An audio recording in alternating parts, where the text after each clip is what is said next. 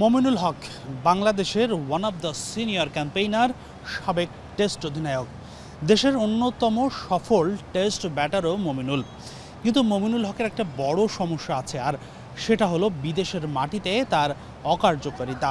এখন পর্যন্ত বিদেশের মাটিতে মমিনুল টেস্ট খেলেছেন 23টি, রান করেছেন মাত্র 960। গড়টা দেখুন, সেটা স্পষ্ট করবে সব কিছু। মাত্র 22.85। মমিনুল হকের বিদেশের মাটিতে সেঞ্চুরি আছে মাত্র একটি। কিন্তু কেন এভাবে বিদেশের মাটিতে স্ট্রাগল করছেন মমিনুল? সবশেষ মমিনুল হকের যদি আপনি ইনিংসগুলো দেখেন, তার আগের ইনিংসে করেছেন 0 রান, রাওয়ালপিন্ডিতে করেছেন 34, 1 ও 50 রানের একটি ইনিংস, 50 পেয়েছিলেন। কিন্তু এর আগে যদি বিদেশের মাটিতে তার ইনিংসগুলো দেখা যায়, সেগুলো কিন্তু খুবই সাদামাটা। অর্থাৎ মমিনুল হক কি দলের জন্য বোঝা হয়ে দাঁড়িয়েছেন? অন্তত বিদেশ সফরের পারফরমেন্স তো বলছে সে কথাই। এখনও কি নামের বিচারে অটোচয়েস হয়ে থাকবেন এমন সিনিয়র ক্রিকেটাররা?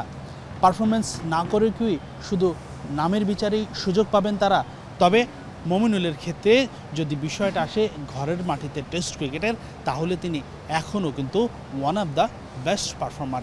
কিন্তু অ্যাওয়ে টেস্ট সিরিজে কি মমিনুলকে নিয়ে নতুনভাবে ভাবা উচিত সিলেক্টরদের? হাসানুর রহমান, যমুনা স্পোর্টস, চেন্নাই, ভারত।